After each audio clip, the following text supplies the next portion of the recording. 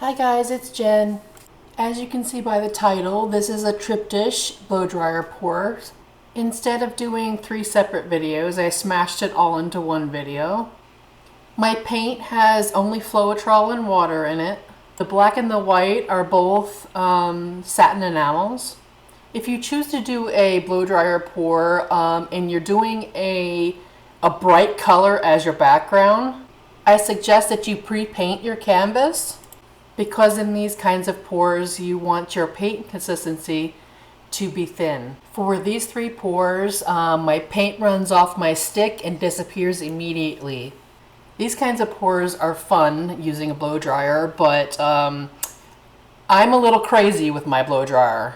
That's why you see me covering my puddle with a stick instead of the blow dryer. My blow dryer is very powerful. It's like a leaf blower and I get paint everywhere. The painting with the red background actually cracked really bad upon drying, and I'm not sure why it did that because it was a brand new canvas. So I will be redoing that one. I cut these videos down from an hour to what you see here. Okay, on with the video. Please subscribe, like, and share. Go create something amazing. I'll see you in the next video. Bye.